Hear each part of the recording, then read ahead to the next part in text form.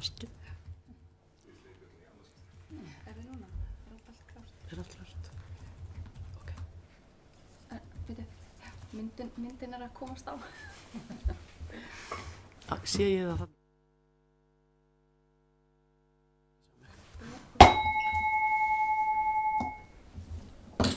Góðan dag, fundur settur í stjórnskipunar- og eftirlitsnefnd Alþingis. Mig langar að bjóða velkomin á fundinn Bjarna Benediktsson, fjármála- og efnahagsráðherra, Harald Steinþórsson, lögfræðing í ráðuneytinu og Sigurð H. Helgason, skrifstofustjóra í fjármála- og efnahagsráðuneytinu. Efni þessa fundarins eins og kunnugt skýrsla Ríkisendurskoðunar sölu á hlut ríkisins í Íslandsbanka. Fundinum þarf að vera lokið klukkan 11.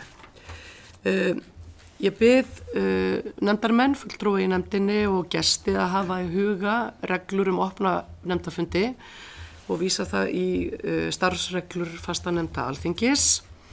Fyrirkomulag fundarins verður í stuttumáli með þeim hætti að fyrst mun fjármála- og efnahagsráðherra fá nokkra mínútur til þess að hafa stutta framsögu efnið sem hér til umræðu og að því loknu gefst fulltrúum í nefndinni kostur á að spyrja ráðherra spurninga og fá svör áður en að næsti nefndamaður fær orðið. Ég hef ákveðið að reyna að skipta því þannig að við skiptum þessu vonandi í 2 umferðir, þannig í fyrri umferð hefur hver þingmaður 5 mínútur til þess að spyrja ráðherrann og svo sjáum við hvernig verkast vill með aðra umferð. Og nefndamenn eru beðnir að hafa í huga að á opnum fundi þingnefnda skal einvörðungu beina spurningum til gesta, ekki setja fram almennar hugleiðingar efni fundarins, né efna til umræðna fundarefni sín í milli. Nefndamenn og gestir eru jafnframt beðnir að hafa í huga að ræðutíminn takmarkaður. Þannig að þá ítreka ég það að fjármála- og efnahagsráðherra fær orðið í byrjun, reynum að hafa það stutt og svo opnum við strax fyrir spurningar. Gjörðu svo vel, Bjarni. Já, ég þakka fyrir tækifæri til þess að koma fyrir nefndina og fara aðeins yfir skýrsluna út frá svona sjónarhorni ráðuneytisins. Nú eins og ég hef ítrekað tekið fram í opinberri umræðu sölu á bankanum að þá mér efst í huga heildarsamhengi hlutana, það að segja hvernig bankinn komst í hendur ríkisins og hvað hefur gerst síðan það var, það gerðist, þessi mikla virðisaukning sem hefur orðið ekki bara frá því að bankinn kom til ríkisins heldur líka frá almenna útboðinu og tímasetningin vegna þeirrar sölu sem tilefni skýrslu Ríkisendurskoðanda núna var valinn meðal annars með hliðsjón af því með hversu hagfelldum hætti mál höfðu þróast fyrir ríkið og við hugsuðum sem svo á þessum tíma að það væri aldrei hægt að ganga út frá því sem vísu að markaðsaðstæður væru ríkinu hagfelldar til lengri tíma til sölu á hlut í bankanum. En eins og lögin gera ráð fyrir þá kemur allt frumkvæði frá bankasýslunni tillögugerð í þessu efni. Það á bæði við tillöguna að hefjast handa við næsta skref og eins líka sölu fyrirkomulagið og við teljum að í öllu þessu ferli þá hafi mjög gott tillit verið tekið til þeirra laga sem málið fjalla. Það þá annars vegar lögin bankasýsluna og hlutverkaskipti við ráðuneytið.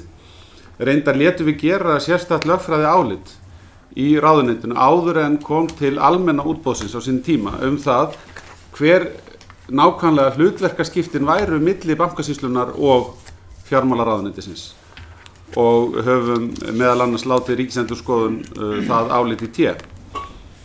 Og svo hins vegar lögin sölumeðferðina og þetta lagaumhverfi hefur í raun og veru varðað alla ákvarðanatöku framhaldið. Hvert skref sem tekið var í ferlinu var í samræmi við þá forskrift sem að finna í lögunum. Þar með talið umfjöllun í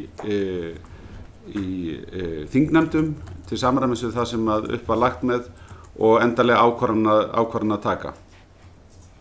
Nú, ég vil kannski segja bara almennt skýrsluna að ég lít þannig á, eins og fram hefur komið í umræðum hér í þinginu, að í þessari skýrslu sé farið vel yfir það hvernig lögum sem sérstaklega fjalla þetta, það er að segja lögum sölumeðferðina og lögin bankasýsluna, hvernig þeim var fylgt í ferlinu og ég sé engar alvarlegar athugasemdir við það og engar fullyrðingar að farið hafi verið á svig við lögin, þó að hér komum fram margar ágætar ábendingar sem við munum taka með okkur inn í framtíðina, meðal annars vegna ákvarðanatöku sem býður okkar varðandi næstu skref.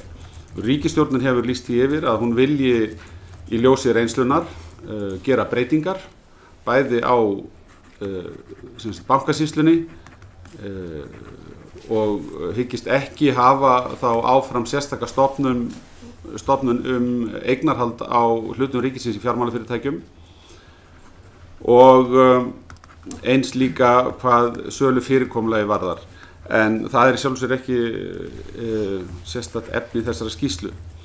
Það eru nokkrar ábendingar í skýrslunni sem við höfum verið að horfa til og ég get vel tekið undir þær ábendingar sem snúa að því að það skiptir máli að geta fylgt eftir nákvæmlega allri stjórnsýslu meðferðinni og rakið eftir á. En það enga síður þannig þegar að farin þessi sölu leið að þá þurfa menn að áskilja sér ákveðið svigrúm til þess að ákveða úthlutun með hliðsjón af því hvernig tilboðin hafa borist í hlutin. Getum tekið sem dæmi erlenda eignarhaldið. Ef við hefum skrifað það út fyrirfram að það væri algjör forsenda fyrir því að við ætlum að selja hluti í ríkinu, að það kæmi erlend eftirspurn og svo bara kæmi ekki erlend eftirspurn en það kæmi mjög mikil eftirspurn enga síður í hlutin, þá hefðum við verið talsverðum vanda. En með því að segja fyrirfram að við legðum áherslu á fjölbreytt eignarhald, að þá gátum við vel náð þeim markmiðum með öðrum hætti. Það er að segja, tekið erlendu eftirspurninni ef að hún væri til staðar og þannig fengið meiri dýpt í fjölbreytnina. Nú eða ef erlenda eftirspurnin væri ekki til staðar, þá hefðum við þurft að tryggja fjölbreytnina með því að vinna úr þeim tilboðum sem að fyrir lægju. Með þessum hætti held ég að það verði alltaf að fást við þá óvissuferð sem það að opna tilboðsbók verður alltaf. Nú ég vil halda því til haga hér svona í upphafi að ég tel að ef við hefum verið að ræða hér fyrir ári síðan, 2 árum síðan að okkur myndi takast að leysa út þetta mikil verðmæti úr Íslandsbanka fyrir ríkissjóð og fá hluthafasamsetningu sem að líkist þeirri sem að við erum með í dag, þá held ég að það hefði verið lítill ágreiningur það svona í opinberri umræðu að það væri mjög mikill árangur. Og það það sem að mér finnst standa upp úr í þessu. Það að við höfum verið að ná öllum okkar helstu markmiðum en það eru atriði sem við þurfum að læra af vegna síðustu sölu. Takk fyrir. Það eru allir þingmenn í nefndinni komnir á mælendaskrá og ég bara ítreka fyrirkomulagið. Fyrst Hildur Sverrisdóttir og síðan sú sem hér situr og þriðja Halla Signý Kristjánsdóttir. Hildur, gjörðu svo vel. Takk fyrir, sælir. Mér langar aðeins að einblína á þátt þingsins í þessu ferli, þar sem í lögum sölumeðferð eignarhluta ríkisins í fjármálafyrirtækjum fær þingið ákveðið hlutverk. Það sé svona ákveðin póstur í þessu ferli öllu saman.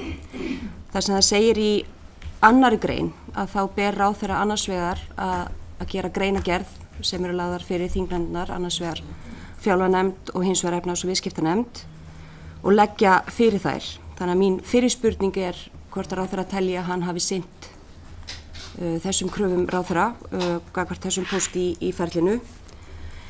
Hin spurningin lýtur að annarri málsgrein sömu laga og sömu greinar. Það sem segir að ráðherra geti í ákvörðun sinni eftir þetta ferli gert breytingar á einstökum þáttum í sölumeðferðinni eins og hún var þá kynnt í greinagerðinni eða eftir atvikum með öðrum hætti, en þá helst þá greinagerðinni þar sem hún er svona það lagalega plagg sem er mest svona á að gefa til kynna hvað ráðherrar eru að hugsa sér í þessum efnum. Og þá meðal annars þá að teknu tilliti til athugasemda viðkomandi þingnefnda eftir þá greinagerðina og viðkomandi fundi og slíkt. Þannig að seinni spurningin lítur á því voru gerðar breytingar á ferlinu eftir athugasemdir ef þær þá bárust. Annað er það ekki í bili. Takk, gjörðu svo vel. Já, aðeins varðandi fyrra atriði sem er sem sagt, skyldan til þess að leggja fyrir þingnefndirnar greinagerð, og þá tek ég auðvitað eftir því og við í ráðuneytinu að það eru athugasemdir frá Bankasýslunni við svona skýrleikan og gagnsæið í gögnunum, jafnvel nýtt í hugtakanotkun. Þegar að ég les greinagerðina svona eftir á, að þá verð ég að segja að ég á dálítið erfitt með að sjá hvernig við hefðum getað gengið mikið lengra í þessari umfjöllun og þær athugasemdir sem að við höfum, eða þær svona skýringar sem við höfum komið með, bæði ráðuneytið og reyndar forysta ríkisstjórnarinnar, oddvitar í flokkana í ríkisstjórn, það var meira lútið að svona almennri kynningu á fyrirkomulaginu til þess að það væri almennur skilningur á því hvernig tilboðsfyrirkomulag gengi fyrir sig þar sem er verið að safna tilboðum á stuttum tíma. Ég verð líka að segja að það kemur aðeins og óvart að við gerð skýrslunar hafi ekki verið rætt við nefndirnar. Það er byggt á gögnunum og það er komist að niðurstöðu að gögnin ein og sér ber ekki með sér nægjanlega skýringar á því nákvæmlega hvernig ferlið myndi ganga fram, en kynningin fyrir þinginu er ekki einskorðuð við greinagerðina, heldur er greinagerðinni fylgt eftir með fundum þar sem menn sitja fyrir svörum líkt og ég geri hér í dag, og það auðvitað dýpkar allt samtal við þingið og gefur þinginu tækifæri á að fylla í eyðurnar ef menn telja að þær séu til staðar. Að þessu leitum til hefði ég talið heppilegt að það hefði verið kannski gengið skrefinu lengra, þó ég telli þetta kannski ekki verið neitt úrslitaatriði, en ég hefði talið að samtal eða það að nefndirnar hefðu fengið tækifæri til þess að tjásu þá upplifun að hafa fengið þessa skýrslu hefði kannski getað fyllt eitthvað eyðurnar. Nú varðandi það með hvað hætti við getum tekið tillit til athugasemda frá þinginu, og þá myndi ég kannski segja að besta dæmið það er sem sagt fyrri salan, það er almenn útboðið, þar sem að þingið steig talsvert inn í ferlið og gerði til dæmis kröfu aðkomu almennra fjárfesta og að þeir eru ekki skertir fyrir fjárhæð sem næmi alltaf 1 milljón, sem ég held að hafi verið mjög góð tillaga og gott innlegg inn í það skref við sölu á eignarhlutum. Í þessari síðarumferð þá voru álitin svona dálítið sundurleit. Almennt var þá stuðningur við að halda áfram. Það voru ekki uppi stóra spurningar eða miklir fyrirvarar. Ég vísa til dæmis til umsagnar frá fjárlaganefnd þar sem að kemur fram að það er fallist á að þessi aðferðafræði gæti tryggt hærra verð í ljósi þess að bankin var þá þegar skráður. En það komu líka fram athugasemdir til dæmis frá öðrum minnihluta það að það væri æskilegt að fá erlent eignarhald af bankanum og var ekki að koma fram í fyrsta skipti. Ég man eftir því umræðum hér sölu á Íslandsbanka í þinginu að hafa á fyrri stigum komið fram hugmyndir það var best væri að selja bankan í heilu lagi til erlendra aðila, en meðal annars með hliðsjón af áherslum hérðan úr þinginu fjölbreytni í eignarhaldinu og sérstaklega að laða fram erlent eignarhald, þá fannst mér að við værum í ágætis samhljómi. Og þá má ekki gleyma því að Bankasýslan hafði ráðið sérstaklega söluráðgjafa erlenda 2 til þess að framkalla eftirspurnina og þess vegna skiptir þetta nú máli að menn séu að ganga hvað þetta snertir í takt.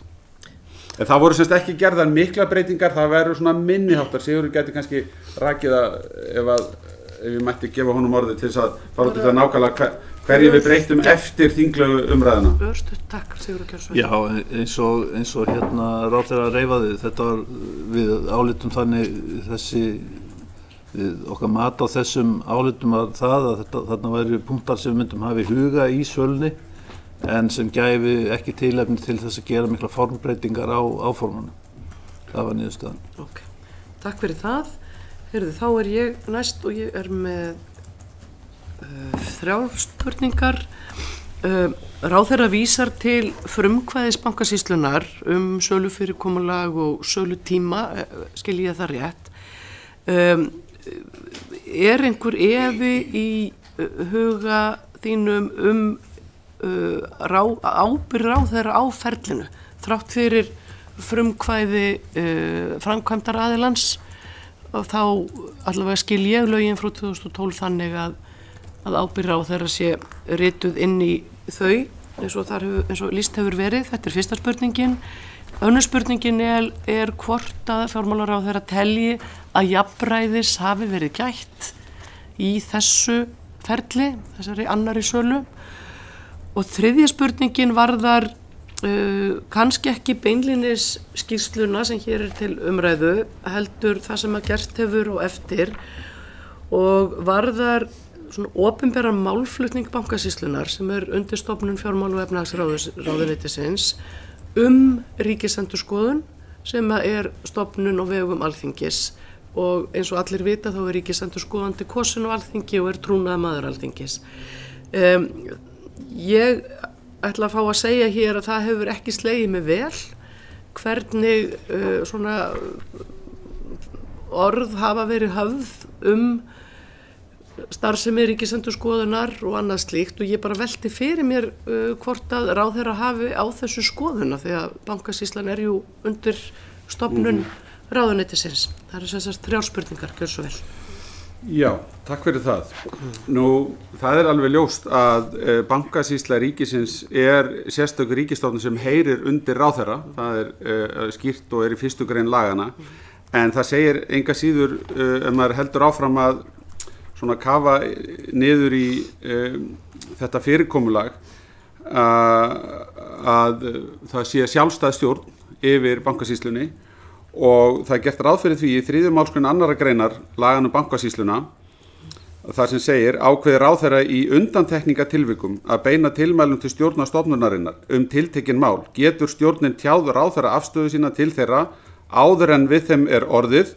Efnahags- og viðskiptanefnd Alþingis skal gerð grein fyrir tilmælum ráðherra og afstöðu stjórnarinnar til þeirra eins fljótt og auðið Þetta tel ég sýna með mjög skýrum hætti að ráðherra ætlað að halda sig frá nema í algjörum undantekningatilvikum því með hvaða hætti stjórn stofnunarinnar gengur fram við að uppfylla þau verkefni sem að henni hafa verið falin.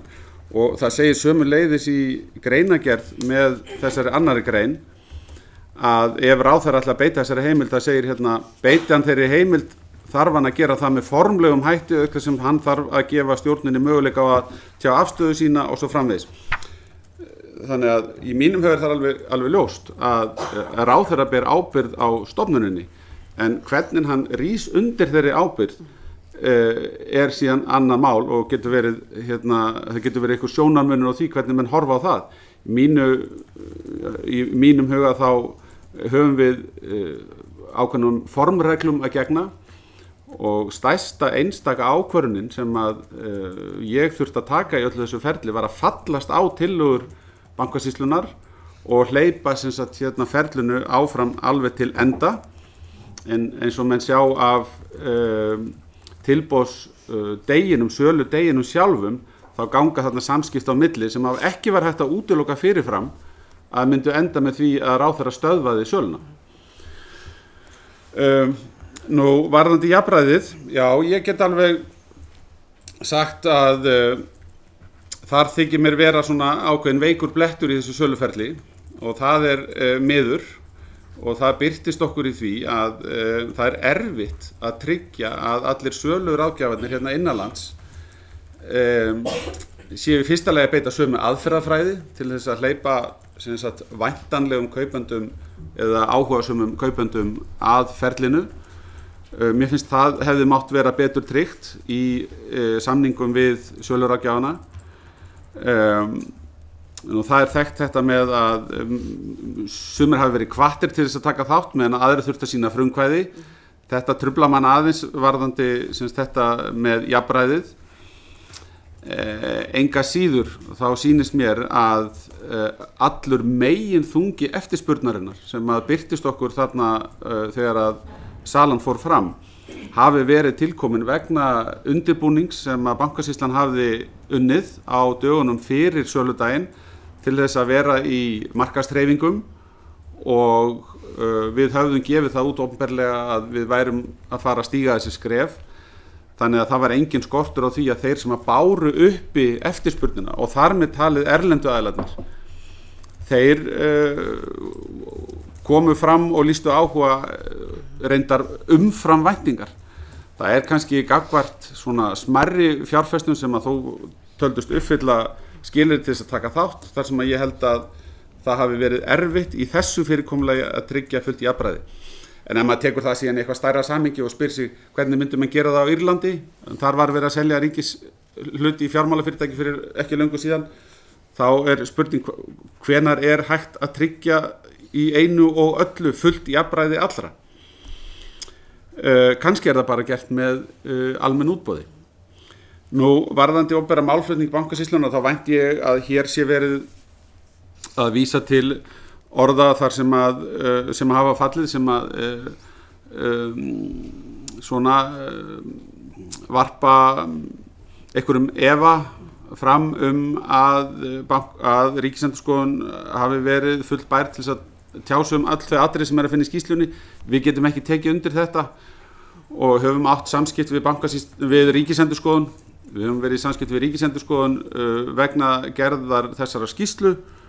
Þau samskipti hafa verið bara mjög fagmannleg og við sjáum að það hefur verið tekið eftir atvikum tillit til okkar athugasemda bara svona eftir því sem að ástæða hefur þótt til en okkur finnst að það hafi gengið vel og sjáum enga ástæðu til þess að draga í efa hæfni eða færni ríkisendurskoðanda til þess að tjá sig efni málsins.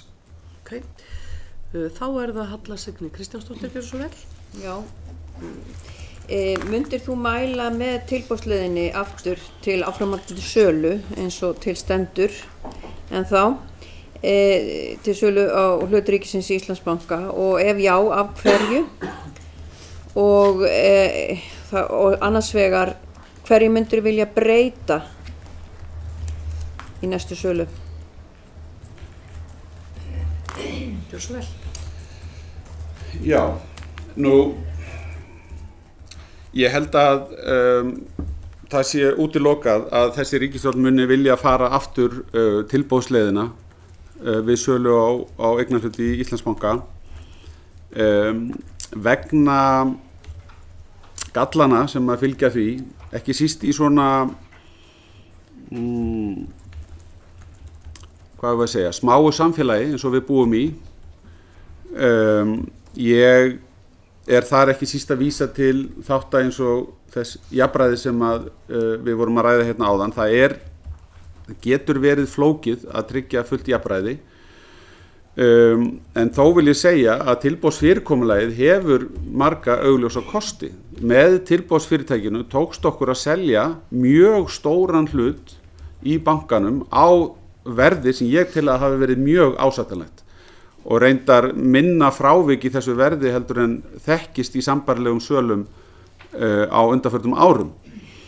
Þannig að ég tel að niðurstaðan hafi sýnt að tilboðsfyrirkomulagið getur verið mjög heppilegt til þess að tryggja lítið frávik frá síðasta sölugengi þrátt fyrir að verið sé að selja mjög stóran hlut. Við getum bara farið í hugarleikfimi og velti fyrir okkur hvernig hlutirnir hefðu gerst ef við ætluðum að selja jafn stóran hlut með almennu útboði sem að hefði tekið lengri tíma. hvernig hefði markaðurinn brugðist við ef við ætlum að fara að selja sig fjórðungshlut í bankanum eftir 6 vikur eða 8 vikur, auka framboðið það mikið? Þá held ég að markaðs skilyrðin hefðu breyst töluvert með bréfin sem þá voru skráð og mjög erfitt að sjá fyrir sér til dæmis að þau hefðu getað staðið í stað eða hækkað, og það eru svo margir atburðir sem geta gerst á margara vikna tímabili með skráð fyrirtæki sem að geta truflað slíkt ferli. Þannig að það eru gallar líka við það að fara aðra leiðir. En ég myndi segja að svona gallarnir við tilboðsleiðina hafi raungerst í þessari sölu. Það eiga öll kurl eftir að koma til grafar, við skulum hafa það í huga. Það hafa verið í umræðinni þættir sem á eftir að útkljá með athugun eftirlitsaðila, Seðlabankans, fjármálaeftirlits Seðlabankans, til dæmis varðandi það hvort hafa komið upp á söluendanum hagsmunaárekstrar og slíkir þættir. Þeir eru í sjálfu sér geta verið óháðir nákvæmlega fyrirkomulagi sölunar, en ef eitthvað slíkt hefur komið upp þá hef ég væntingar að það verið þá bara tekið á því með viðeigandi hætti. Þannig að það eru augljósir kostir við tilboðsleiðina. Ég tel að við höfum notið þeirra vel í þessari sölu í því að fá á skömmum tíma hátt verð fyrir mjög stóran hlut. Þetta er eins og rætt hefur verið þetta er eins og öll viðskipti með bréf í bankanum heilt ár sem við náðum að selja á einum degi, en það eru gallar sem að henta illa fyrir sölu á ríkiseign sem að raungerðust sýnist mér í þessu, og þá getur verið að ráðherrann, ríkisstjórnin og eftir atvikum þingið þurfi að gera það hreinlega upp við sig. Hvers virði það er að leggja aukna áherslu á gagnsæi og jafnræði við frekari sölu, og hvort að það sé svo mikils virði að hægt sé að sætta sig við eitthvað lægra verð til þess að tryggja þau markmið. Þetta er eitthvað sem við eigum eftir að ræða þegar fram í sækir. Var komið svar, Vallasegni? Já, ok. Heyrðu, þá skulum við halda áfram og næst eru, það er sérst Ásthildur Lóa Þórsdóttir, Orri Páll Jóhannsson og Bergþór Ólafsson í næstu lotu, en við höldum þessu sama fyrirkomuleg, bara svo þið viti hverju þau eru að mælendaskrá. Ásthildur Lóa, gjörðu svo vel. Já, takk fyrir. Hérna við lestum skýrsluna, þá lítur eiginlega bara út fyrir að Bankasýslan hafi ekki haft nægilega yfirsýn yfir tilboðin þegar hún ákvað verðið.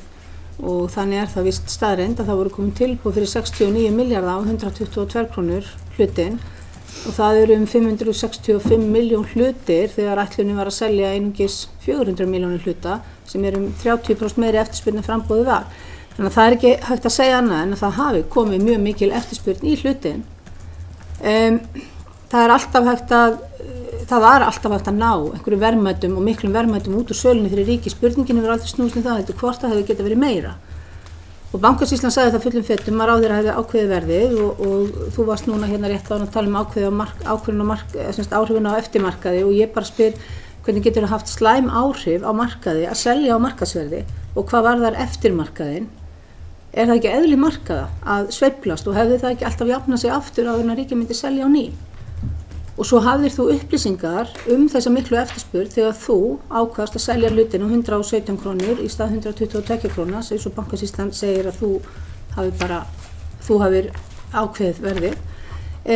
Kom ekki til umræðu að selja á verðinu 122 krónur, þar sem eftirspurn var langt meira en 100% á því gengi, og hver eru rökin fyrir því að það var ekki gert? Og rökin fyrir tilboðsferlinu og sölunni almennt var dreifð eignaraðild. Og var kannað hvers konar aðilar þetta voru, sem að voru þarna búin að bjóða í á 122 krónur. Hefur þú upplýsingar þessa aðila, og hvað gerði þá að óhæfum fjárfestum sem olli því að þeirra tilboðum var ekki tekið? Og svo varandi eignaraðildina. Eignaraðildina í Íslandsbanka er mjög dreifð. Það eru víst 45.000 manns sem eiga hlutabréf í bankanum. Tilur að 209 fjárfestar sem eru 0,005% af þessum fjölda bæta einhverja við þessa flóru? Þetta voru nokkrar spurningar, það er svo vel. Já, sko, í gegnum tíðina hefur ríkið beitt ólíkum aðferðum við að losa eignarhluti sína. Það eru dæmi að ríkið hafi ekki einu sinni auglýst hluti til sölu og það hafi borist í það tilboð og þeir hafi endað í sölumeðferð. Það er líka dæmi að við höfum farið í almenn útboð og í þessu tilviki hér þá höfum við í öllum undirbúningi málsins verið að horfa til reynslunar og ég tel að það hafi í raun og veru ekki verið skilyrði til þess að losa eignarhluti ríkisins í fjármálafyrirtækjum fyrr en að við vorum til dæmis búin að endurskoða allt regluverk og fara í gegnum atriði sem að við, já, ég ætla bara aðeins að útskýra að við vildum uppfylla ýmis atriði sem rætt var í hvítbókinni og svo komum við að þessum tímapunkti þar sem að við teljum að við höfum endurskipulagt umhverfi bankana og markaðsaðstæður séu góðar og þá situr í raun og veru bara eftir þessi spurning með hvaða fyrirkomulagi getum við helst náð flestum markmiðum okkar. Af því að þessi spurning hún lítur að því í raun og veru hvers vegna við seldum ekki bara á hæsta mögulega verði. Það er tvennt í þessu sem að mér skipta máli.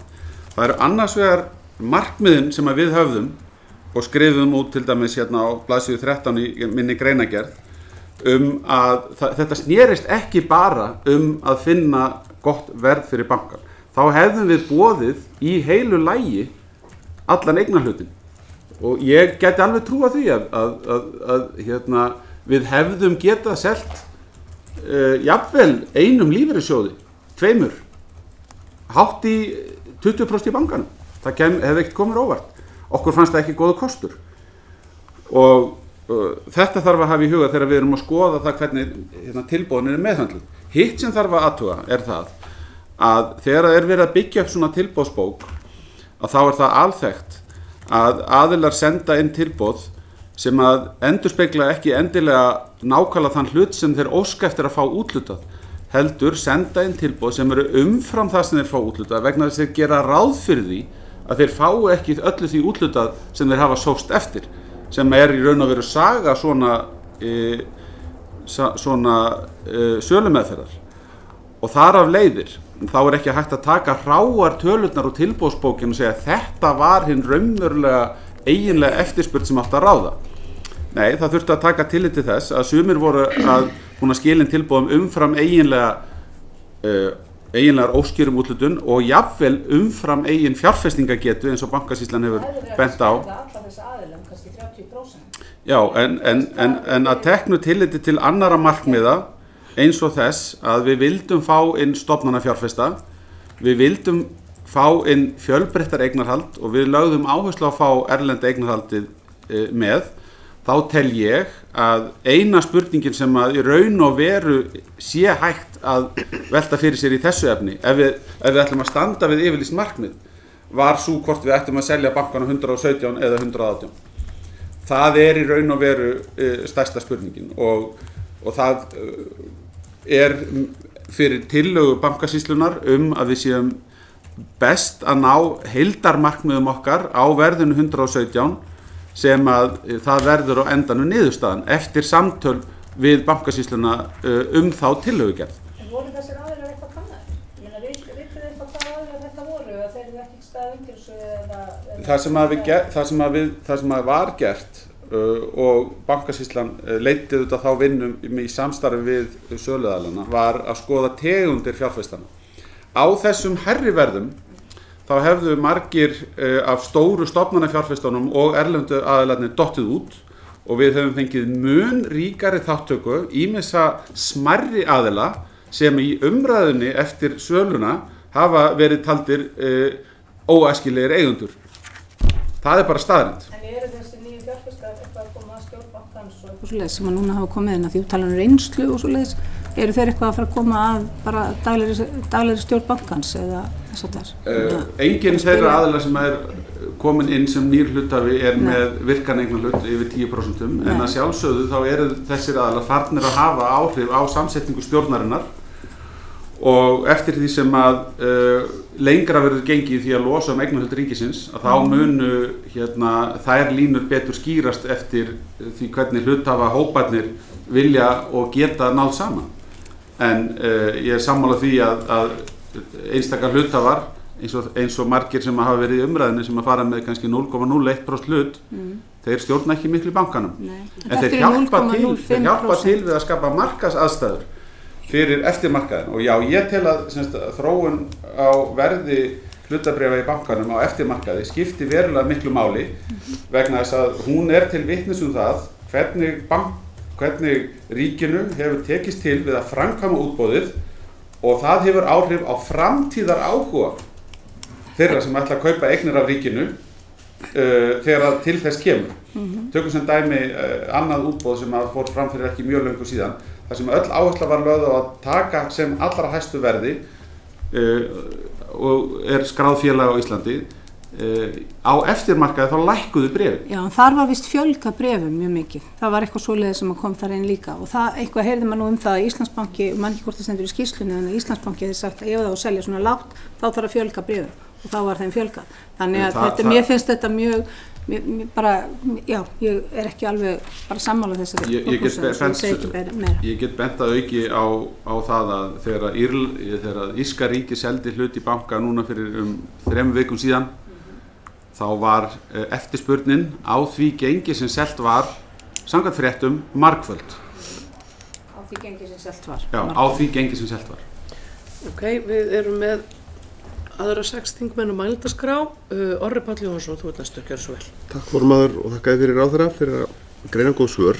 Það er nú komið svar við því sem að ég var að velta fyrir mig langar aðeins að halda áfram með það enga síður. Þú segir að þessi útilokað þessi ríkisstjórn fari tilboðsleiðina aftur, ekki minnst vegna smæðar samfélagsins og hvað getur verið flókið að tryggja jafnræði. Og tvennt sem ég langar að spyrja þessu tengt. Nú hefur það auðvitað verið til umræðu bæði í samfélaginu og inn í þinginu í þessu samhengi mikilvægi þess að það ríki í rauninni traust á sölu eignarhluta ríkisins í hinu og þessu, í þessu tilfelli fjármálafyrirtækjum. Hvernig ráðherrann sér fyrir sér að hægt sé að efla þetta traust frekar í ljósi þeirrar umræðu sem átti sér stað í samfélaginu í kjölfar þessara sölu og hins vegar að því að nefndi hér og þú nefndir hér regluverkið áðan. Ég hef staðið þeirri meiningu að það sé búið að sauma regluverki töluvert frá því að við stóðum hér frammi fyrir afleiðingum hrunsins á sínum tíma. En getur ráðherra nefnt einhver dæmi það sem að enn þyrfti að bæta regluverki til þess meðal annars að vinna að þessu trausti? Hversu vel? Já, nú ég myndi segja varðandi traust á frekari sölu, auðvitað það náskylt umræðinu það hvernig menn vilja axla ábyrgð á sölu meðferðinni sem að hefur þegar átt sér stað. Og ég tel einfallega að við getum best risið undir þeirri ábyrgð og þar með traust á öllu ferlinu með því að fara ofan í saumana líkt og við erum að gera hér á því nákvæmlega hvað gerðist, hvernig það gerðist, hvers vegna umræða fór á staðum hluti þar sem að upplýsingar virtust hafa verið af of skornum skammti og taka tillit til ábendinga, bregðast við óánægju eins og við teljum okkur vera að gera. Við erum að gangast við því að þetta sölufyrirkomulag hafi kannski ekki verið eftir á að hyggja það heppilegasta, jafnvel þótt það hafi tryggt okkur hátt verð fyrir stóran eignarhlut og sé algengasta aðferðin sem að notu sé í sambærilegum tilvikum. Þá hefur kannski lært það í þessu ferli að fyrirkomulagið getur verið vandmeðfarið og dálítið flókið í framkvæmd í samfélagi eins og okkar. Þó vil ég taka það fram að það hefði mögulega verið til bóta við framkvæmd á tilboðsfyrirkomulaginu eða það sem við kalla á enskunni þessu bookbuilding sem við vorum að fara í gegnum hér, að hafa meiri tíma til dæmis ef við hefðum sett ferlið á stað á föstudegi og við höfum haft alla helgina til þess að vinna úr innkomnum tilboðum, það hefði mögulega getað hjálpað við úrvinnslu á ferlinu öllu. Þannig að ég ætla nú ekki kannski að fara að fullyrða neitt það að sölufyrirkomulag sem að byggir á sömu hugmyndafræði og hér var notuð verði aldrei nota nokkuð tíman. Ég bara segja að þessi ríkisstjórn hefur sagt að við viljum fara aðra leiðir og ég tel að við getum byggt undir traust til þess að halda áfram sölunni með því að taka til okkar ábendingar, gera breytingar og tryggja með skýrari hætti gagnsæið og jafnræðið sem hefur borið á góma hér í dag. Nú, ég tek undir það, ég tel að, og við hefðum ekki farið á stað í sölu meðferð með Íslandsbanka ef við teldum ekki að regluverkið væri orðið mjög þétt, en við erum endalaust að gera umbætur og nú liggur til dæmis fyrir þinginu frumvarp vegna sértryggðra skuldabréfa sem ákveðin fjármögnunarleið fyrir banka sem skiptir þá máli og við þurfum að klára. Ég get ekki sagt að það sé eitthvað eitt sem að ég sjái fyrir mér að þurfi að gera til þess að auka frekar traust á bankakerfinu. Við erum með mjög þéttar ólar á íslenska fjármálakerfinu í dag með öllum þeim reglum sem að varða eiginfjárauka, lausafjárkröfur og það sést vel á þessu mikla eiginfé sem að bankarnir búa yfir í dag. Heyrðu, þá það Bergþór Ólason, gjör svo vel. Já, takk fyrir komuna. Mér langaði hér fyrst að spyrja aðeins athugasemdir bankasýslunar við skýrsluna sem voru mjög umfangsmiklar eins og við þekkjum og biðja ráðherra að setja þær athugasemdir í samhengi við sjónarmið með ráðherra, sérstaklega viðskiptaráðherra og innviðaráðherra sem tjáðu sig með mjög afgerandi hætti. Viðskiptaráðherra Lilja Dögg Alfreðsdóttir segir í Fréttablaðinu þann 15. þessa mánaðar en við skulum átta okkur á einu, framkvæmdin mislukkuð. Sigurður Ingi Jóhannsson, innviðaráðherra, segir í Morgunblaðinu þann 14. Skýrslu Ríkisendurskoðunar að margt hafi farið úrskeiðis við framkvæmd sölunar og þó sérstaklega af hálfu bankasýslunnar. Mér langaði að biðja ráðherra að setja að sínum að í samhengi þessa hörðu afstöðu þessara formanns og varaformanns Framsóknarflokksins við gagnvart bankasýslunni og setja það í samhengi við þau sjónarmið sem að komið fram í athugasemdum, þessum mjög umfangsmiklu athugasemdum bankasýslunnar. Hvort að ráðherrann telji þetta sanngjarna nálgun á málið eins og það liggur fyrir núna. Já, eins og ég sagði hérna strax í upphafi, þá hef ég nú haft tilhneigingu og kannski meðal annars vegna þess að ég hef verið nokkuð lengi í ráðuneytinu og átti ríkan þátt í því að íslenska ríkið fékk til sín bankann sem stöðugleikaframlag og hefur verið frá því að íslenska ríkið var bara 5% eigandi af bankanum og á þeim tíma þá hafði ég áhyggjur af því að við getum myndi taka okkur langan tíma að losa aftur hennar eignarhlut sem vorum ekkert sérstaklega sættisvettin en þetta var nauðsynleg niðurstaða í uppgjöri við kröfuhafana.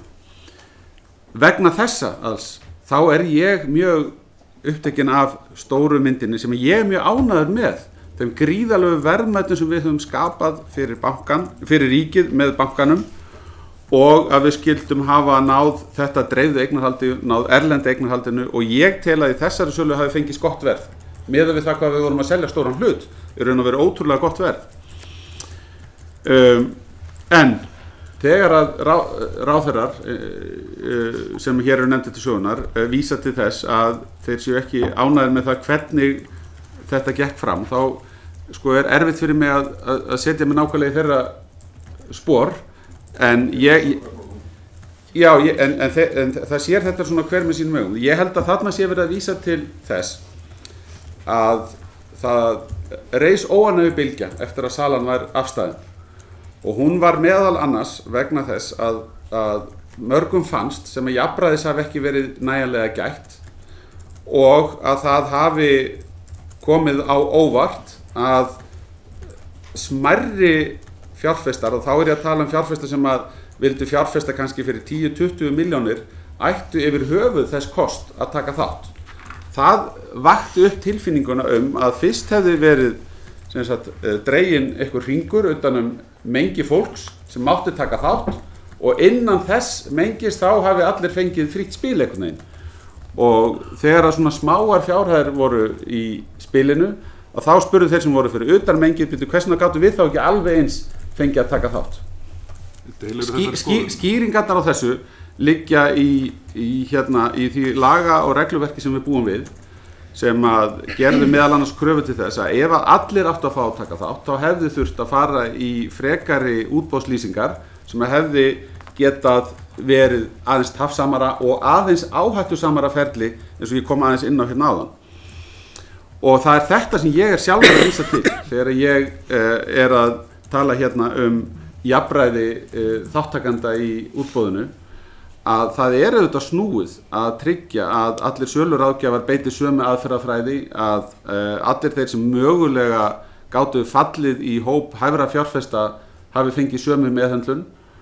Og ég á reyndar eftir að sjá nákvæmlega niðurstöðuna úr þeirri athugun eftir, og ég veit eiginlega ekki alveg hverju maður á von á í opinberri skýrslu það mál, en þar hefur maður auðvitað mjög einfaldar kröfur, og þær eru þær að söluráðgjafarnir hafi haft sínar innri reglur á hreinu og að þeim hafi verið fylgt og lögum að öðru leyti. Þegar að fer af stað umræða svona þætti, að þá skilja ráðherrar í ríkisstjórninni hjá mér séu ósáttur við það hvernig salan var framkvæmd. Og ég persónulega leggi meiri áherslu á heildar niðurstöðuna. Ég bara til að fylgja þess eftir, ég held að það sé nú allir sammála það að það hafi tekist frábærlega til að tryggja þau verðmæti ríkissjóð sem að ríkissjóðin 2013 til 2016 tryggði. Það óumdeilt held ég. En mér langar til að spyrja þig, ráðherra, út í sjónarmið þín gagnvart athugasemdum Bankasýslunnar.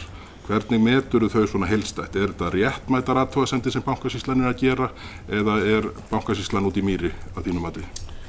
Þetta eru náttúrulega fjölmörg atriði sem eru undir hérna. Ef að við tækjum bara eitt svona mjög mikilvægt atriði sem verðið, þá það mín skoðun að það sé sanngjarnt af Bankasýslunni að segja að fjárhagsleg niðurstaða útboðsins hafi verið hagkvæm fyrir ríkissjóð, þó ekki megi útiloka að það hefði mögulega verið hægt að fá hærra verð. Í mínum huga þá snýst svo umræða, ef menn vilja vera raunsæir það hvernig svona hluti ganga fyrir sig, eingöngum 117 og 118. Það hérna mín skoðun. En Ríkisendurskoðun hins vegar með fjölmargar aðrar athugasemdir, til dæmis varðandi það að Bankasýslan sé veikburðarstofnun og hafi ekki haft fullnægjandi þekkingu og hafi þess vegna verið mjög háð utanaðkomandi aðstoð. Ég get alveg sagt fyrir mitt leyti, ég hef aðeins velt þessari athugasemd fyrir mér, og ég hef nú frekar haft tilhneigingu til þess að segja að það sé skynsamlegt að halda ekki úti of stórri ríkisstofnun fyrir það hlutverk sem Bankasýslan á að sinna, heldur einmitt frekar byggja þá á því að geta keypt hæfa sérfræðinga til sín þegar á reynir. Og ég hef ekki heyrt neitt gagnrýna neitt þá sérfræðinga sem voru fengnir af borðinu. Það síðan ein af athugasemdum Ríkisendurskoðunar að það hafi verið áhættusamt að láta reyna á þetta fyrirkomulag, meðal annars vegna orðsporsáhættu sem að við þurfum að hafa í huga. Við erum jú hérna að reyna smám saman að endurvekja traust á fjármálakerfinu yfir tíma, og Bankasýslan bendir á móti á að þetta sé hinn almenna viðurkennda aðferð. Ég ætla ekki að setja mig í dómarasetti. Ég sitt nú með viðskiptaráðherra í ráðherranefnd efnahagsmál, og þar vorum við einmitt að ræða það hvort það væri betra að fara bara einfaldlega í almennt útboð eða hvort við ættum að fara þessa leið. Og ég hef skilið ráðherrann þannig að hún segi að almenn útboðið sé betur til þess fallið að ná þessum markmiðum jafnræði og gagnsæi, og það erfitt að vera á móti því, en ég hef verið að benda á það hér í dag að það getur kostað aðrar fórnir, og þá þurfa menn bara að svara því hversu virði það í milljörðum að ná fram slíkum hliðarmarkmiðum. Takk fyrir það, Bjarni. Ein örstutt í lokin. Hefur áform að selja eftir stæðan hlut af Íslandsbanka árinu 2023 eða hlut af honum? Sko, ég hef nú aldrei viljað segja neitt um neinar nákvæmar tímasetningar, en ég þeirra skoðunar að það væri gott fyrir ríkissjóð, það væri gott fyrir íslenska fjármálakerfið ef við myndum ljúka sölu á Íslandsbanka. Nú ríkið minni hluta eigandi í bankanum, þó að ríkið sé ráðandi hluthafi með langstærsta hlutin og eina hlutin sem yfir 10%. Ég tel að ríkissjóður sé í engri brýnni þörf fyrir að losa hlutin fjárhagslega. Þetta eign sem að ríkissjóður hefur í höndum sér og hún hverfur ekkert þó við seljum hana ekki innan hálfs árs.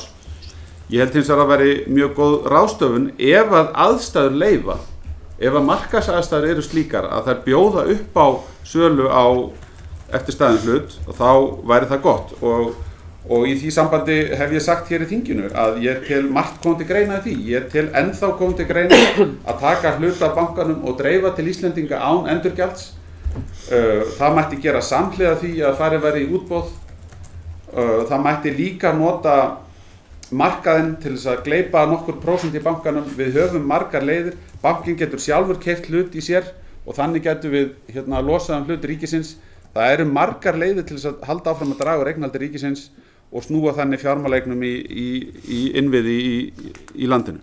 Já, ég ætla að vekja athygli fundarmanna á því að hér hefur verið mjög mildileg fundarstjórn. Það eru ennþá 4 þingmenn á mælendaskrá og þau þurfa öll sinn tíma og ég nú farin að efast að önnur lota raungerist. En við skulum sjá hvað gerist. Næst Berglind Ósk Guðmundsdóttir. Já, takk fyrir þetta. Mér langaði aðeins að forvittnast svona framkvæmdaratriði á söludegi. Hvernig samskipti voru á milli Bankasýslunnar og ráðherra og hvaða gögn lágu fyrir ráðherra þegar ákvörðun leiðbeinandi lokaverð og magn voru teknar. Eins þegar ákvörðun eða þegar það var veitt heimild til að klára söluna, þá voru auðvitað þessi markmið sölunar sem lágu undir, hvort að þau hafi alltaf verið til hliðsjónar og hvort að ráðherra hafi með einhverjum hætti forgangsraða markmiðum sölunar á þeim tímapunkti og hvaða markmið það voru sem að helst skiptu máli á þeim tímapunkti. Eins af því að skýrslan náttúrulega kannski ekki beint neinn framtíðarmjúsík, það bara það sem að gerðist, hvernig salan fór fram, en þó eru allar 5 ábendingar Ríkisendurskoðunar svolítið varðandi framtíðina og það svolítið búið að koma fram í spurningum þingmanna hvernig fyrirkomulagið á að vera til framtíðar. En mér langar samt aðeins að halda áfram að spyrja það átt og spyrja hvernig ráðherra sér fyrir sér næstu skref í ljósi þess að það ríkisstjórnin og ráðherra hafa gefið út að það leggja niður Bankasýsluna. Þá langar mig aðeins forvitnast hvaða framkvæmdaraðili muni þá taka við áframhaldandi sölu á hlut ríkisins. Takk. Svel. Já, takk fyrir það. Ég skal reyna að stytta mál mitt til þess að spara tíma fyrir fundinn. Í fyrsta lagi þá það rakið ágætlega í skýrslunni hvernig samskiptin voru og það sem að ef við förum þarna inn á seinni part dags eftir lokun markaða að þá það sem stendur upp úr eru skilaboð sem okkur berast það að það sé töluvert meiri eftirspurn heldur en að menn hefur leyft sér að hafa vonur og það endar síðan með því að við fáum tillögu verð og magn og að því hérna spurt aðeins hvernig við vorum að máta okkur alltaf við markmiðin. Já, við vorum allan tíman mjög mikið að einblína á markmiðin og það sem að við höfum auðvitað haft áhyggjur af eru hlutir eins og það að öll fjármálafyrirtækjan á Íslandi myndu vera hvert fyrir sig og samanlagt í höndunum á örfáum lífeyrissjóðum að öllu leyti. Við höfum haft áhyggjur af þessu. Þess vegna höfum við haft það með að reyna að kveikja og vekja áhuga erlendra aðila til að koma inn, stórra erlendra stofnanafjárfesta. Og það gladdi okkur að sjá í þessu ferli að það var að koma fjölbreytt eftirspurn. Við vorum auðvitað líka með það í huga þegar hér var það nefnt að það myndi ekki mjög auka fjölbreytni eignarhaldsins að fá rúmlega 200 hluthafa á móti öllum þeim fjölda sem var fyrir, að þá skipti það samt máli að við höfum náð ákveðnum markmiðum í fyrri sölunni sem við gátum þá aðeins verið rólegri yfir í þessari seinni sölu, þar að segja fjöldin sjálfur, þó að það veri kannski fjölbreytnin sem við vorum meira að horfa til. Þannig að já, eftir því sem að þessi tilboðsbók var að byggjast upp að þá sýndist okkur að það gæti verið að opnast og við fengum skilaboðum það að það gæti verið að opnast þarna tækifæri til þess að stækka útboðið sem að einmitt í raun og veru mjög samhljóma markmiðum okkar sem að var til dæmis að minnka skuldsetningu og hámarka endurheimtur og svo framvegis. En kannski Sigurður gæti farið betur yfir það hvernig ferlið var frá því að ég hef á samtal við okkar ráðgjafa sem við höfum fengið til liðs við okkur í fjármálaráðuneytinu, Michael Ridley, hvernig samtalið var. Þetta eru hluti sem það gerast eftir að ég á samtal við formann stjórnar og forstjóra bankasýslunnar sem að fylgja eftir þessari tillögugerð og hvers vegna við féllumst ekki strax á gögnin eins og þau komum fyrir okkur þá. Það voru fleiri upplýsingar sem við vildum fá áður en við sendum svarbréfi til stofnunarinnar. Já, bara örstutt sem megin áherslan var bara á að fylgjast vel með þróun eftirspurnar, samsetningu tilboðsgjafa og þróun verðs í útboðinu. Og það voru þau megin gögn sem við horfðum til og fengum upplýsingar Eins og ráðherra nefndi að þá kom síðan tillaga frá bankasýslunni sölu á tilteknu magni og tilteknu verði. Við töldum okkur þurfa aðeins betri mynd af stöðu eftirspurnar og samsetningu kaupendahópsins áður en við tækjum endanlega ákvörðun og þess vegna báðum frekar upplýsingar og sendum síðan bréf sem staðfesti ákvörðun ráðherra að þeim upplýsingum fengum. Þarna stuttu fyrir miðnætti kvöldið. Ég ætla að leyfa næstu þingmanni að koma af því ég farin að hafa hér verulega ágjörð tímanum. Varstu ekki búin að fá öll svör? Jú, bara varðandi nýtt fyrirkomulag þá er það þannig að við munum auðvitað þurfa að endurskrifa lög um sölumeðferð eignarhluta ríkisins í fjármálafyrirtækjum og við höfum verið að bíða með það en ég get svo sem sagt að ég sæi fyrir mér, eins og ég sagði áðan, í stað þess að vera með sérstaka einingu stofnun utan eignarhlutina í fjármálafyrirtækjum þá myndum við frekar reyna að útvíkka slíkt hlutverk og vera með aðra eignarhluti ríkisins sömuleiðis þar inni og svo þurfum við að fara yfir það nákvæmlega hvernig sölumeðferðin yrði. Ekki tímabært kannski að úttala sem það, ég hef svona aðeins látið skýnið þjá hvað ég er að hugsa þar. Ok, Sigmar Guðmundsson, gjör svo vel. Já, takk fyrir að koma og takk fyrir svörin. Þú hefur verið að leggja áherslu á það í þínu viðbragði við þessari skýrslu og margt tekið það fram að það skipti verulegu máli og jafnvel meginmáli að salan sé hagfelld fyrir ríkissjóð og skýrslan segir það vissulega en hún segir líka að salan hefði mögulega geta verið hagfelldari. Og við auðvitað vitum það að Ríkisendurskoðun lítur til þess sem að snýra fjárreiðum ríkisins en er ekkert endilega að skoða víðari myndina, hvorki til framtíðar né þá mikið til fortíðar sem auðvitað skiptir máli líka. Og mér langar þá að spyrja svona fyrst, er það hagfellt fyrir ríkissjóð að forsendur fjárlaga sé í uppnámi vegna þess að það er óvíst með frekari sölu? Og hún meiri segja kannski frekar ólíklega eins og staðan er akkúrat í augnablikinu. Og það getur varla verið hagfellt fyrir ríkissjóð að það sé fullkomin óvissa 75 milljarða tekjuöflun ríkissjóðs með tilheyrandi áhrifum á sjóðstreymi og skuldastöðu, að skuldastaðan sé þá 6% hærri og vaxtagjöld af þessari skuldaaukningu 4 til 5 milljarðar króna sem að jafngildir öllum framlögum segi til Háskólans í Reykjavík eða Hafrannsóknastofnunar og núna er ég að vitna til þess sem að Samtök atvinnulífsins hafa sagt þetta. Verður ekki að hafa fleiri þætti þegar við tölum hvað er hagfellt fyrir ríkissjóð heldur bara það sem þú einblínir á? Já, staðreynd málsins er sú að ríkissjóður er í engum kröggum þó að hluturinn í Íslandsbanka verði ekki seldur. Ég er hins vegar talsmaður þess að losa þennan eignarhlut og snúa honum yfir í aðra fjárfestingu. Er það hagfellt fyrir ríkissjóð að eins og hér var orðað að forsendur fjárlaga séu í algjöru uppnámi? Það er bara svo langt frá því að forsendur fjárlaga séu í uppnámi. Þetta er það sem Samtök atvinnulífsins segja? Já, þau eru bara alls ekki í uppnámi. Ríkissjóður er bara svo dæmi sér tekið. núna í lok þessa árs með 160 milljarða lægri skuldir en við töldum að yrði staðan fyrir árið síðan. 160 milljarða lægri skuldir núna í lok árs. Það umfram allt eftirstandandi söluverð bankans. Þannig að þegar við förum inn í nýtt ár, þá verður heildarskuldastæða ríkissjóðs betri heldur en við sáum fyrir árið síðan, sem að nemur rúmlega hlutnum í Íslandsbanka. Og það bara svo frálegt að tala að ríkissjóður sé í einhverjum kröggum eða einhverjum þrengingum óháð eða háð því hvernig fer með söluna á Íslandsbanka. Ég hins vegar sammála því það var jákvætt að selja bankan.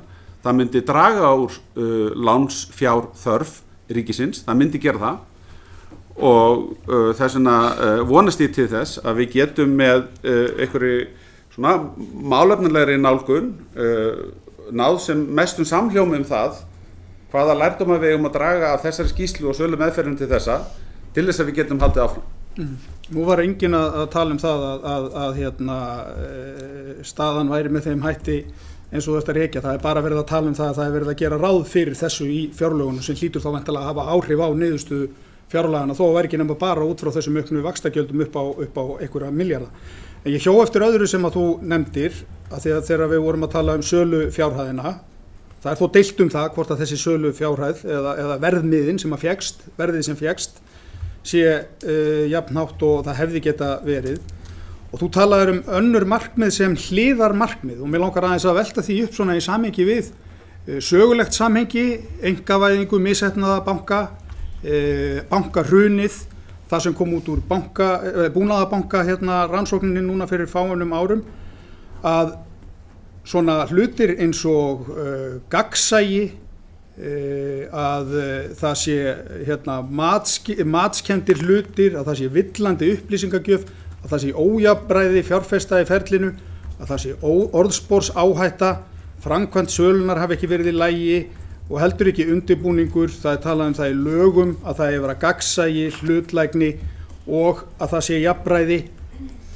Í ljósi sögunar allrar í alvöru hægt að tala þetta sem einhver hliðarmarkmið og að verðið eitt eigi að trompa þetta.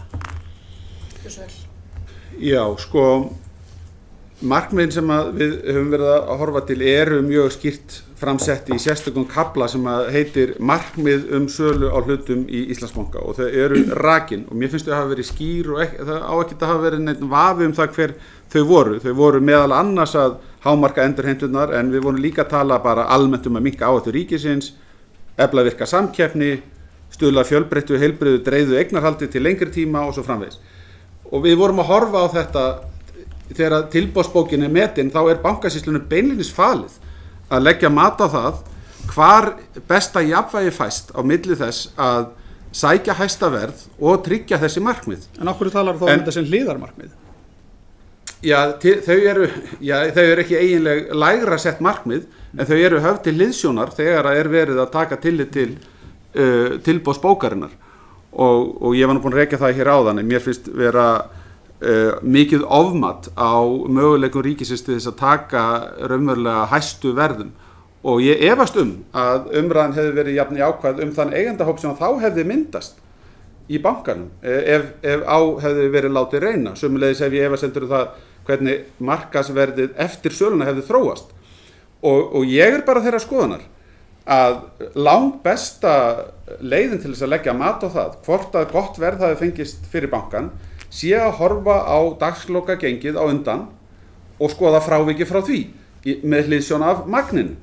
Og á þann mælikvarða þetta best heppnaða salan í Evrópu í mörg ár, sem ef við erum að horfa á það sem til samanburðar.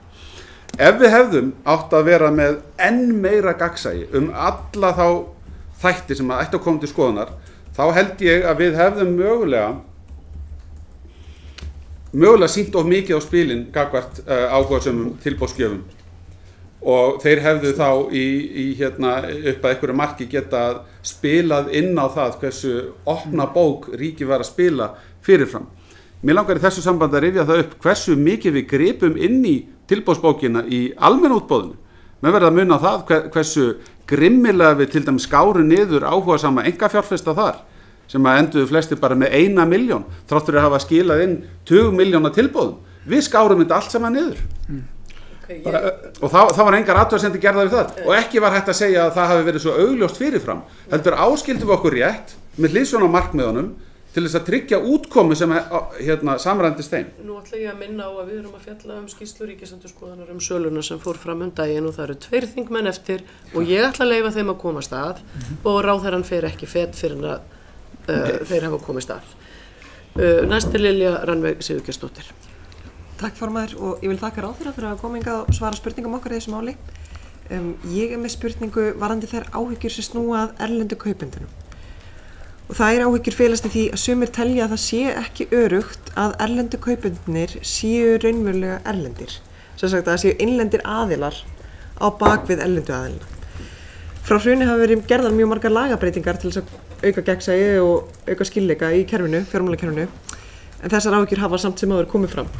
Þannig að ég vildi spyrja ráðherra hvort það hefði verið til umræðu í kringum söluna og hvort að hann teldi örugt að erlendu aðilarnir séu raunverulega erlendir. Takk. Já, sko, nú voru nokkrir erlendir aðilar sem tóku þátt. Ef við horfum bara á þá 2 hluthafa sem eru núna á lista við 10 stærstu hluthafana, þá er engin vafi á því þetta eru þekktir risastórir alþjóðlegir fjárfestar og það sem ég hef verið að hugsa varðandi það þegar slíkir aðilar koma inn og taka þátt í útboð á Íslandi er bara það hversu mikið hlutirnir hafa breyst frá því hér segjum fyrir við skulum segja fyrir tæpum 20 árum síðan þegar Íslendingar voru að reyna að framkalla áhuga erlendra aðila á því að taka þátt í íslenska fjármálakerfinu. Þannig að það er mjög mikil traust yfirlýsing og styrkleiki fyrir okkur að hafa fengið svona stóra erlenda aðila til þáttöku á íslenska markaðnum. Það er engin spurning að þetta eru raunverulegir erlendi kaupendur. En ég verð aðeins bara að skjóta því inn að því að þessi umræða er nátengt þeirri hverjir eru hæfir til að fara með eignarhluti. Að það er ekki fyrir að hluthafar fara yfir 10% af hlutin sem að þeir verða virkir eigendur og þá fer á stað sérstakt ferli til þess að kanna bakgrunn einstakra eigenda og eins og staðan er í dag þá er engin virkur eigandi í Íslandsbanka, annar en ríkið. Ok, takk fyrir þetta. Þórhildur Sunna Ævarsdóttir, gjörðu svo vel. Já, takk. Skiljir ráðherra sem sagt rétt að þú ert að fullyrða að þeir erlendu aðilar séu raunverulega erlendir aðilar. Þeir erlendu aðilar sem tóku þátt í útboðinu. Nei, ég tjáði mig bara þessar 2 sem eru núna á lista við 10 stærstu hluthafa í bankanum. Og þetta eru fjárfestinga þjónustu fyrirtæki, ekki sagt? Þetta er annars vegar er þetta fjárfestingasjóður, já. Sem veitir fjárfestinga þjónustu til aðila. Ég er engin sérfræðingur nákvæmlega í starfsemi allra hluthafa í bankanum. Ég er í engum vafa að þessi 2 aðilar eru erlendir fjárfestar. Ok, þannig að ráðherra er að fullyrða að þeir erlendu aðilar sem að tóku þátt séu raunverulega erlendir aðilar séu ekki að kaupa fyrir einhverja innlenda aðila. Já, hvort þið séu að kaupa fyrir hönd einhvers annars. Já, ég þekki ekkert það. Nei. En þeir eru koma fram sem eigendur bréfanna. Já, og getur ráðherra fullyrt að þessir aðilar hafi keypt hlutina fyrir eigin fé og séu ekki fjármagnaðir af til dæmis Íslandsbanka sjálfu með öðrum bönkum á Íslandi? Nei, ég held að varðandi þessa spurningu þá held ég að hún sé ekki eingöngu raunhæf eða mikilvæg í tilviki erlendu aðilana. Hún er ekkert síður mikilvæg í tilviki innlendra kaupenda og kannski meira raunhæf þar en það væri áhyggjuefni sérstaklega ef Íslandsbanki hefði lánað til kaupa á bréfum í sjálfum sér sem að væri á skjön við lög en ég hef engar upplýsingar að slíkt hafi verið. Nei, og getur ekki fullyrt hvort að svo sé eða ekki. Nei, við höfum bara gengið út frá því að allir þeir sem voru þáttakendur í þessu ferli hafi verið að fylgja lögum og ég er bara með mjög einfalda nálgun í þessu. Þeir sem ekki fylgja lögum að við þurfum að ná í skottið á þeim og refsa þeim. En ég meina mig ekki fjárfestingafyrirtæki kaupa fyrir hönd einhverja aðila bara í umboði? Er það ekki bara samkvæmt lögum? Til þess að geta tekið þátt í útboðinu þá þurftu menn að vera viðurkenndir gagnaðilar og það var hægt að uppfylla það markmið, til dæmis ef að var að ræða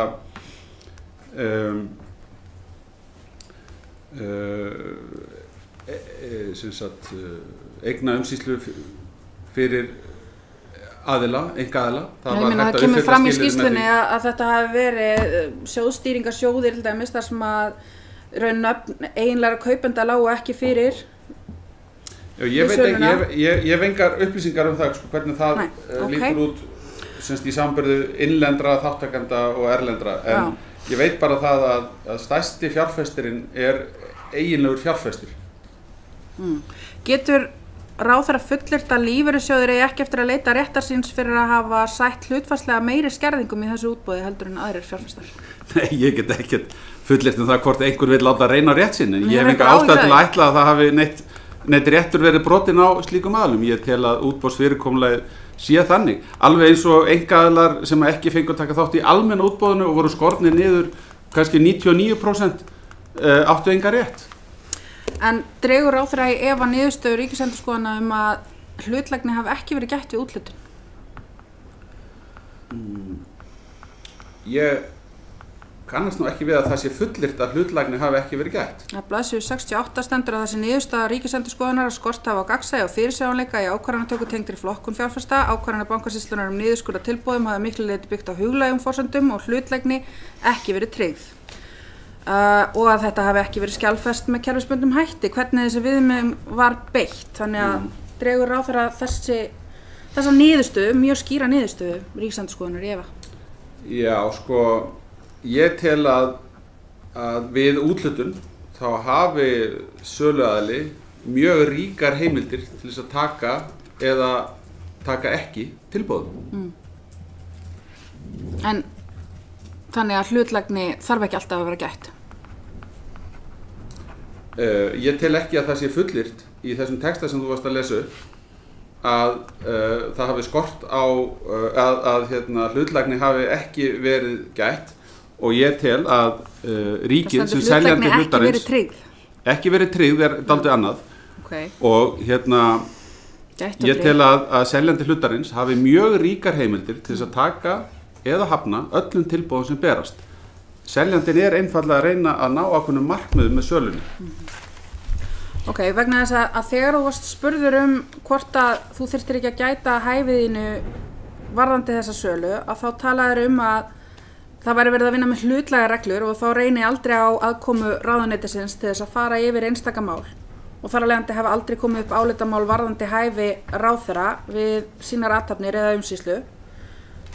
En nú hefur bara komið fram, og þú sagðir hér í upphafsávarpiðinu að það þurfa að vera mikið svigrúm til mats, að þetta eru margvísleg markmið og viðmið sem að þarf að samræma með einhverjum hætti. Þau geta aldrei verið fyllilega hlutlæg. Bankasýslan hefur meira að tala að þetta sé meira í ætti við list heldur en vísindi.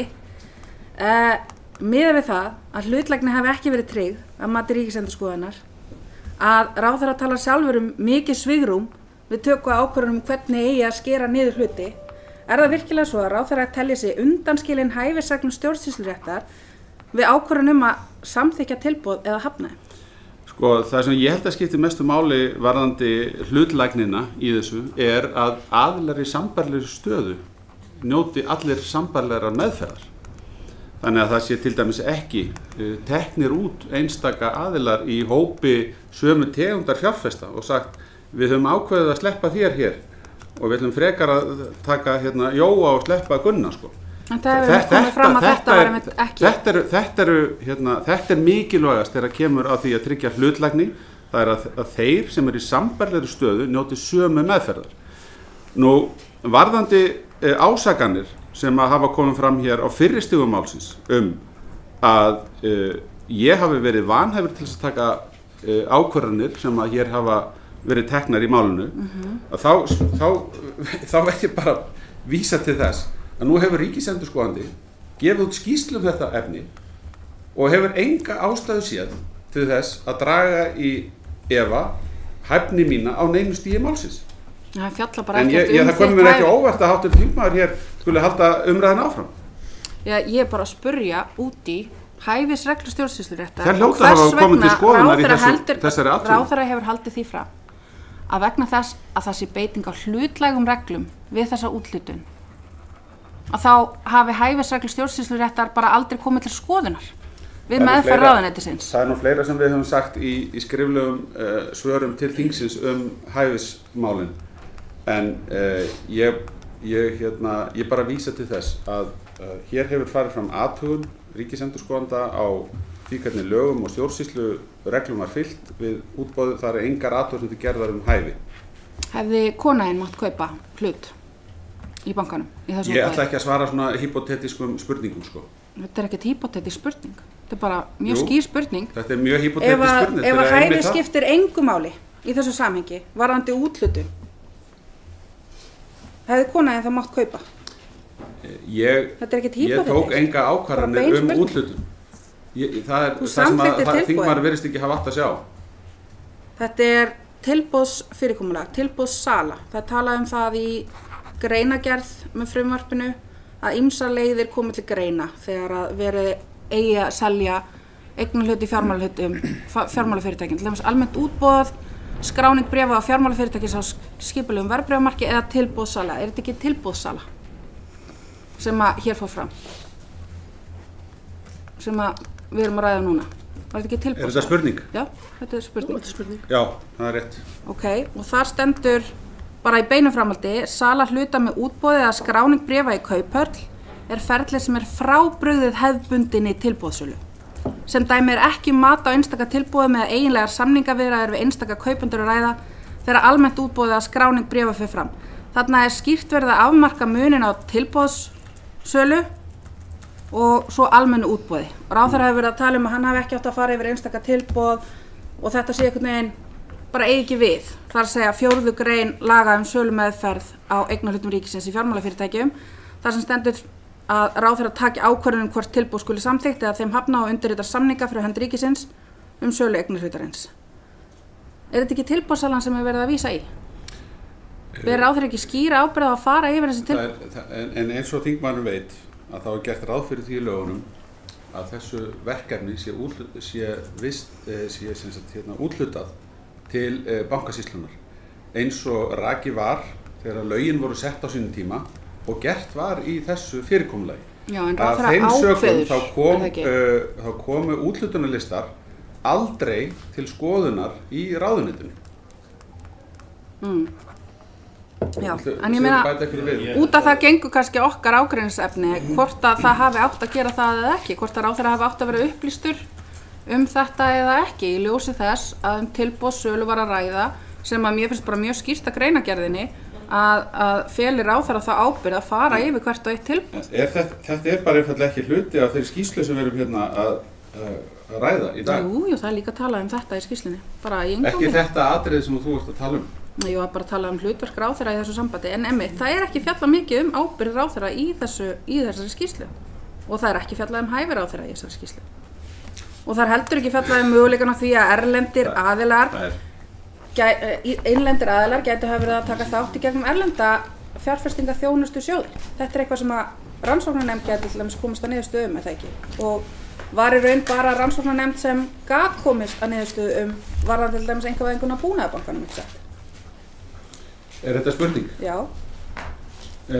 Rannsóknarnefnd á samkvæmt reglunum sem gilda þær eingöngu að setja á stað í algjörum undantekningatilvikum. Það var þingið einhuga á sínum tíma.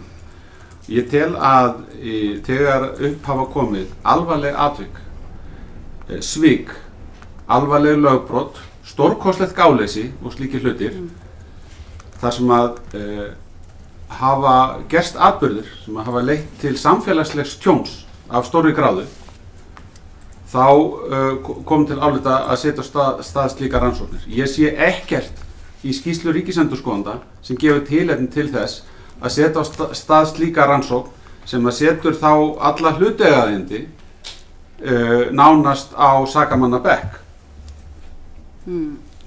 Ok, en ráðherra var hérna að segja að hann gæti ekkert fullyrt til dæmis hvort að erlendu aðilarnir væri að kaupa fyrir hönd innlendra aðila, jafnvel þeirra sem að vera nátengdir þessu útboði.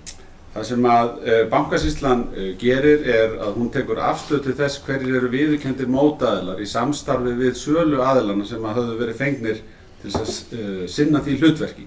Já, ég áttum á því. Það sem ég er að benda á það er bara rannsóknarnefnd sem getur komist að niðurstöðu hvort að innlendir aðilar hafi notað erlenda aðila til þess að kaupa í þessu útboði. En svo gerist til dæmis við einkavæðingu Búnaðarbankans og það var bara rannsóknarnefnd sem gat í raun skýrt það út fyrir almenningi og upplýst það. Hver er spurningin? Já, er það ekki rétt að það er í raun bara rannsóknarnefnd sem getur komist að því hvort að innlendir aðilar, jafnvel aðilar tengdir útboðinu, hafi notað erlenda fjárfestinga þjónustu sjóði til þess að kaupa hluti í þessu útboði. Og hvers vegna, ég átta mig ekki á hvers vegna þessi spurning skiptir máli yfir höfuð. Við erum að tala hérna eigendur sem eiga ekki virkan eignarhlut í bankanum og það gætu hvenær sem allir þessir aðilar sem hv. þingmaður hefur áhyggjur af, getur bara farið á markaðinn og keypt sér hlut. Eða bara óskattir að eignast hlut í bankanum. Þetta er skráð fyrirtæki. Erlendu aðilar fengu að vera ráðandi við ákvörðun verð á hlutunum. Ég held að er það ekki eftirsóknarvert fyrir ríkið sem seljanda að kveikja sem mesta eftirspurn til þess að tryggja hátt söluverð og fela síðan Bankasýslunni í samstarfi við samstarfsaðila söluráðgjafa og aðra að ganga úr skugga að þeir sem ætla að taka þátt uppfylli skilyrði sölunar fyrir þáttöku sem að vera hæfir fjárfestir. Það snýst málið. Okay. Mig grunar að þingmenn hafi kannski ekki alveg fengið að spyrja allra spurningar sem þeir vildu, en ég ætla í ljósi þess skamma tíma sem við höfum og tíma ramma þessa fundar að tilkynna hér með að það verður bara ein lota hér á þessum fundi, því miður. Klukkan orðin 10:11. Ég vil því ljúka fundinu með því að þakka gestum fyrir komuna og slíta þessum fundi. Takk.